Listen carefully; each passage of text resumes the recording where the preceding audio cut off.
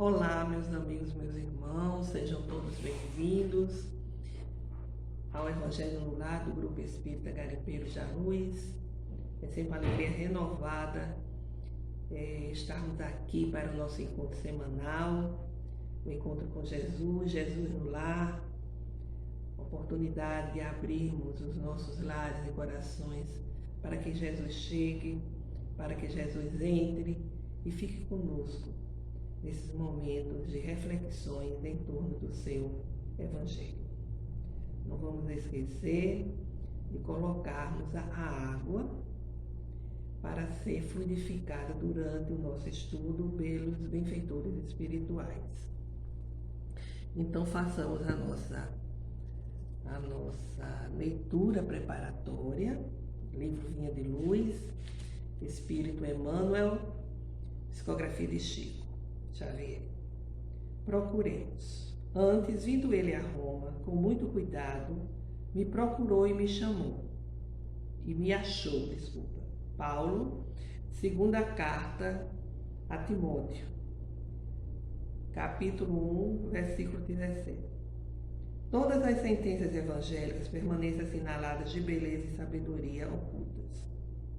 Indispensável meditar, estabelecer comparações no silêncio e examinar experiências diárias para descobri-las. Aquele gesto de Onesíforo, buscando o apóstolo dos gentios com muito cuidado na vida cosmopolitana de Roma, representa ensinamentos sobremaneira expressiva. A anotação de Paulo designa ocorrência comum. Entretanto, o aprendiz aplicado ultrapassa a letra para recolher a lição. Quantos amigos de Jesus e de seus seguidores diretos lhe aguardam a visita, ansiosos e impacientes? Quantos se fixam imóveis nas atitudes inferiores, reclamando providências que não fizeram por merecer? Há crentes presunçosos que procuram impor-se aos desígnios divinos, formulando exigências ao céu, em espinhosas bases de ingratidão e atrevimento. Outros se lamentam amargurados, quase voluntariosas criancinhas, porque o mestre não lhes satisfaz os desejos absurdos e inconvenientes. Raros aprendizes que refletem nos serviços imensos do Cristo. Estaria Jesus vagueante e desocupado na vida superior? Respiraria os seus colaboradores diretos, cristalizados na ociosidade beatífica? Indispensável é meditar na magnitude do trabalho e da responsabilidade dos obreiros divinos. Lembremos-nos de que, se Paulo era um prisioneiro aos olhos do mundo, já era em si mesmo uma luz viva e brilhante na condição de apóstolo que o próprio Jesus glorificara. Não era, ante a visão do Espírito, um encarcerado e sim um triunfador. Apesar disso,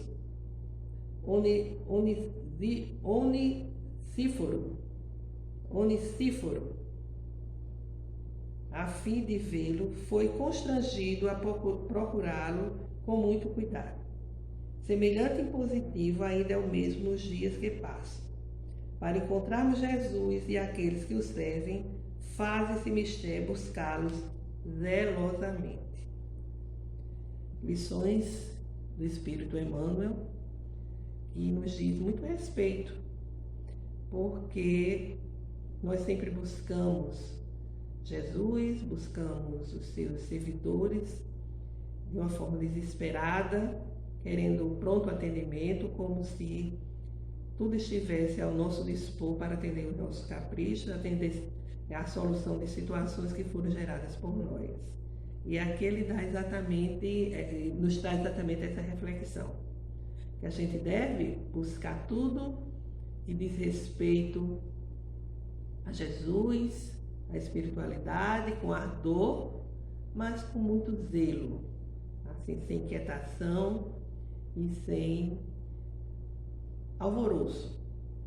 Fica assim a nossa mensagem de hoje e que muitas vezes nós não meditamos, não pensamos na grandeza, na magnitude das lições da vida maior. Então vamos fazer a nossa prece inicial, elevar nossos corações e pensamento a Deus, a Jesus, nosso Mestre e Senhor, aos benfeitores espirituais. Senhor Deus, Pai de infinito amor e misericórdia, aqui estamos reunidos em vosso nome, em nome de Jesus, em nome dos benfeitores espirituais, para mais um estudo do Evangelho de Luz, das lições referentes à vida maior. Abençoa-nos para que possamos ter um estudo proveitoso e fortalece-nos a cada dia para que tenhamos forças para vivenciá-los. Que assim seja.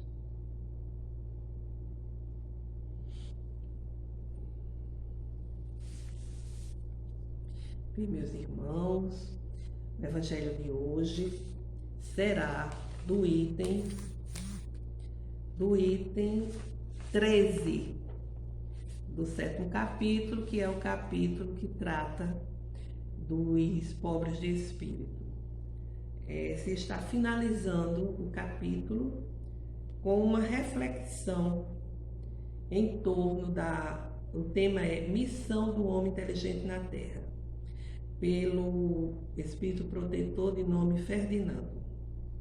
É interessante porque a gente sempre, vez ou outra, está se perguntando, né? Tanta maldade, tanto egoísmo, onde estão os homens inteligentes? O que é que a inteligência humana está contribuindo nesse cenário? Então, vamos primeiro lembrar algo que a gente sempre diz. O espírito, ele está reencarnado, a criatura humana é, acima de tudo, o espírito que nele habita, é o espírito que está em uma experiência humana. E lembrar o ensinamento da doutrina espírita de que o espírito é o princípio inteligente do universo e que seu principal atributo é a inteligência. Deus criou a todos os espíritos simples e ignorantes. Esses ignorantes aqui quer dizer com relação ao saber, mas com um imenso potencial de qualificações a serem desenvolvidas. E o espírito iniciou a sua evolução intelectual e moral nos mundos materiais, os mundos que nós chamamos reinos inferiores. Ao entrar no período de humanização, o espírito vai lentamente desenvolvendo a sua inteligência, vai tendo percepção de si mesmo, consciência de si mesmo e de seu futuro, vai distinguindo o bem do mal, vai compreendendo a responsabilidade de seus atos. Os espíritos, portanto, não foram criados uns bons, outros ignorantes, não. Todos na mesma condição, a mesma essência, o mesmo ponto de partida, a mesma destinação. Então, essa condição que o espírito foi criado é que para ele um percurso que ele vai, nesse percurso, desenvolvendo todas as suas potencialidades, através do processo reencarnatório, logicamente, vivenciando as provas que lhe foram concedidas por Deus para alcançar essa destinação que é a perfeição. O Espírito Ferdinando, ele começa a sua reflexão curta, dizendo que nós não devemos ficar envaidecidos pelo conhecimento que nós temos, porque é um conhecimento restrito, limitado, certo? Aqui no mundo em que vivemos. Todo o nosso conhecimento, ele é nos facultados por Deus, né? E devemos sim ter a humildade de reconhecermos a nossa pequenez, de reconhecermos o quanto ainda temos o que aprender, o que evoluir. Desse modo, não é possível ao homem deter todo o conhecimento. O conhecimento, como a gente já disse, é facultado por Deus gradualmente, conforme o esforço despendido pelo Espírito e o merecimento que ele vai alcançando à medida que vai passando por suas provas reencarnatórias. Os valores intelectivos, eles são a soma de muitas experiências da matéria, as experiências pelas quais nós passamos. E tudo isso fica registrado no patrimônio interior, onde a alma vai registrar suas experiências, o seu aprendizado nas lutas da vida e vai também guardar sempre uma ideia inata dos trabalhos positivos, dos trabalhos purificadores do porvir.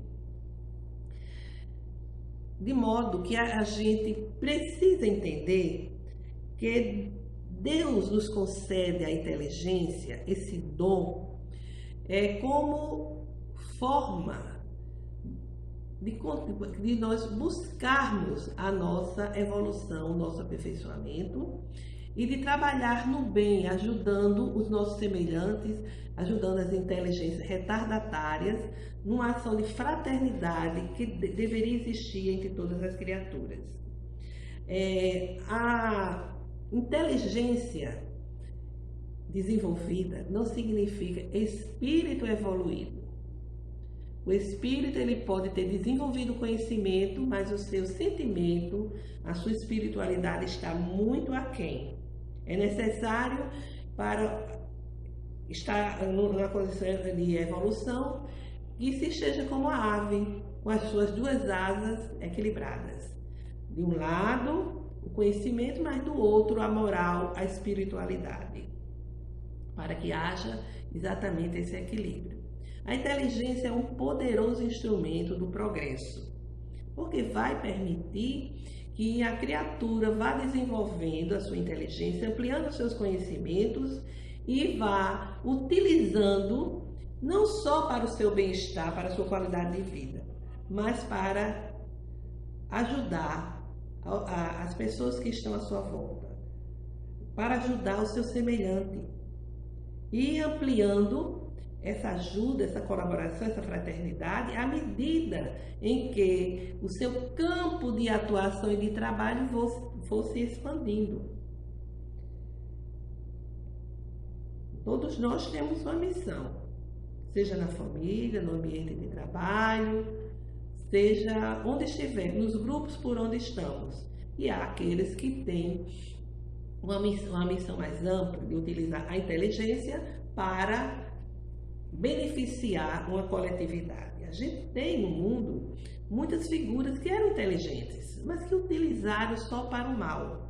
Nós temos o famoso exemplo de Hitler, que era inteligente, carismático, mas que se desequilibrou frente ao poder, frente às suas possibilidades e utilizou todo o seu potencial para a guerra, para prejudicar, destruir, matar, usurpar, quando poderia ter beneficiado não só o seu país, a Alemanha, mas ter colaborado para uma ação solidária entre os povos. Então, é necessário a gente ver o que a gente está fazendo com esse instrumento de progresso. Porque quando a gente utiliza incorretamente, indevidamente, o que é que vai acontecer? Nós nos comprometemos perante as leis da vida. Utilizar a sua inteligência, o seu conhecimento para explorar, para prejudicar, para manipular, se omitindo de fazer o bem, isso nos deixa marcas no perispírito. A nossa mente fica desarticulada. E isso vai se projetar no corpo físico em uma próxima encarnação.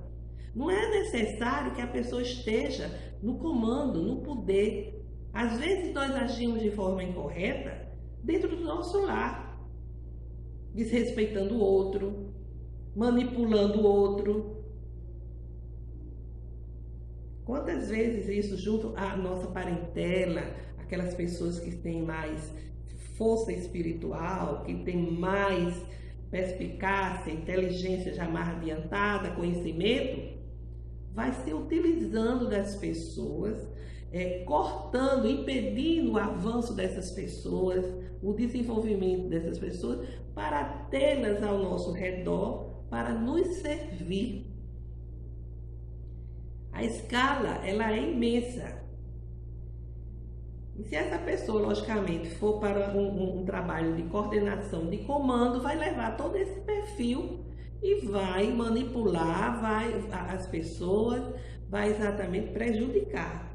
Quantas vezes no ambiente de trabalho, o coordenador, o chefe, prejudica algum integrante da equipe. Não deixa aquele crescer. E se tem alguém que questiona as suas ideias, o seu posicionamento, vai ser descartado, vai ser colocado de lado. Então, o que estamos fazendo, né?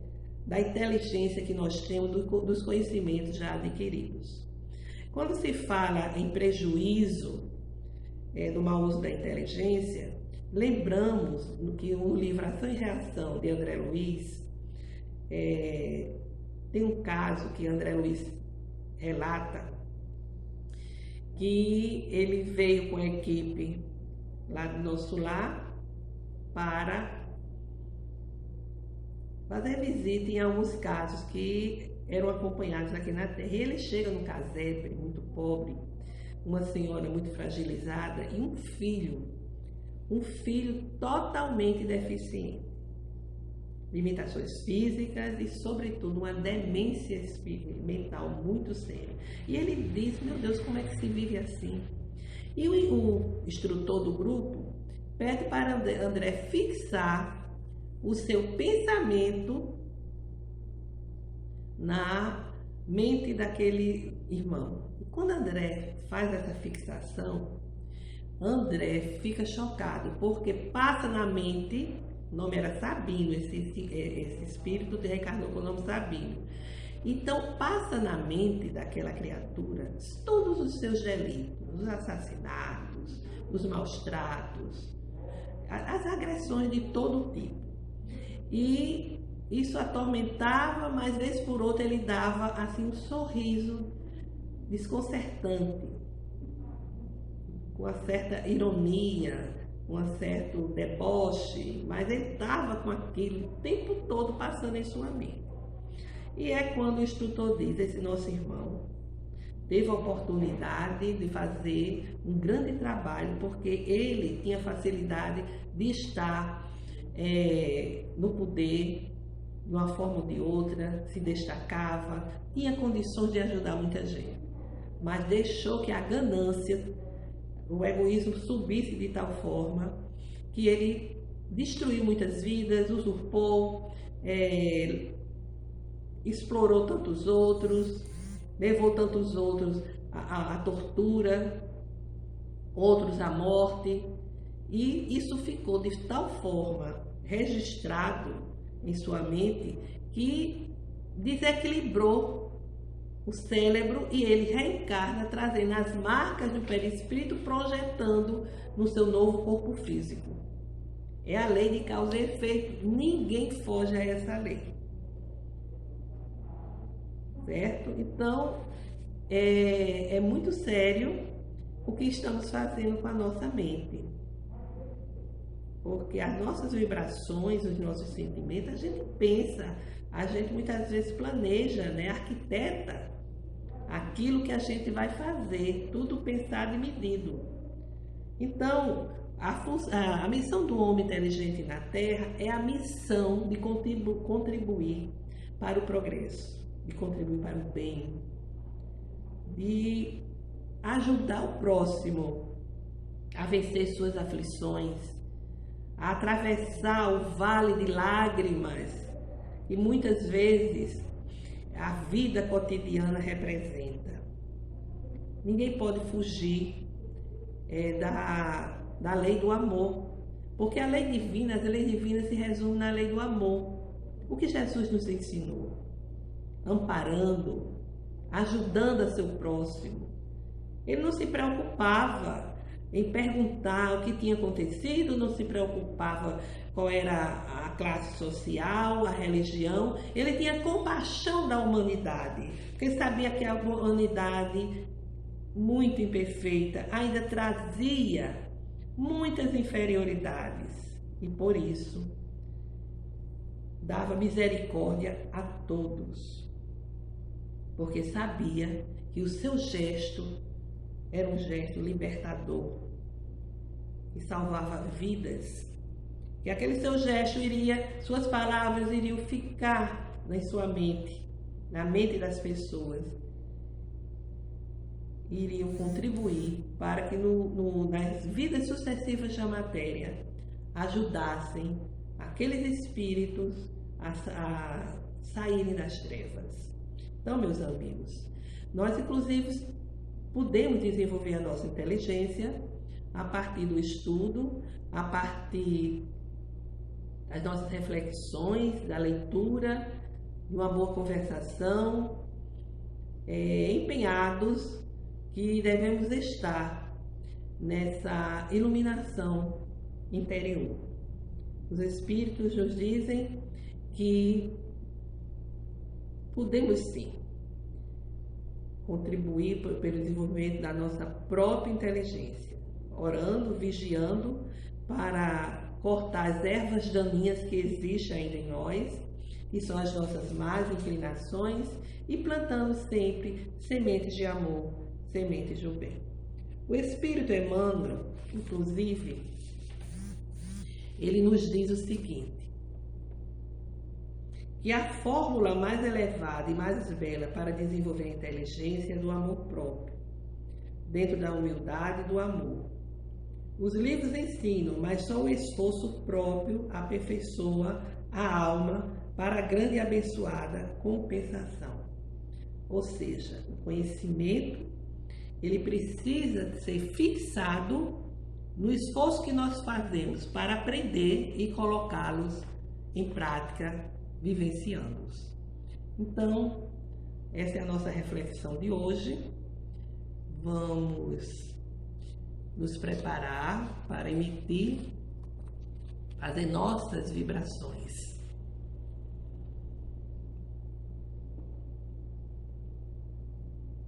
Que as nossas vibrações, Senhor meu Deus, em vosso nome, em nome de Jesus e dos Espíritos benfeitores, contribuam para a paz e fraternidade entre os povos, pelos governantes também, para que hajam com fraternidade e justiça social, pelo movimento espírita, para que haja coesão em torno do Evangelho do Mestre e da codificação.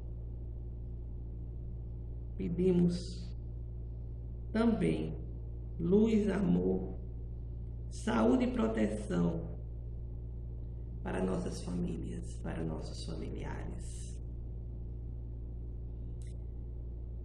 Que a luz do vosso infinito amor ilumine nossos lares, nossos passos, nossos caminhos.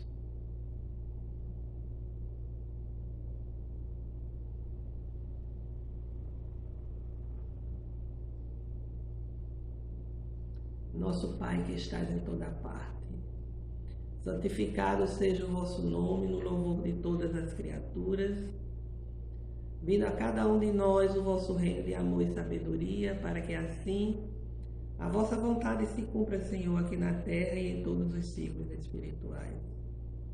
O pão nosso do corpo e do espírito dá-nos hoje. Perdoai as nossas dívidas, ensinando-nos a perdoar os nossos devedores, com esquecimento de todo mal, não permitindo que venhamos a cair nas tentações, livrando-nos de toda maldade, pois vosso é o reino, o poder e a glória para todos sempre, que assim seja. Agradecemos a Deus, a Jesus e aos benfeitores espirituais, por terem permitido o nosso estudo de hoje. Que assim seja. Que tenhamos uma semana de paz, de harmonia. Até o nosso próximo encontro.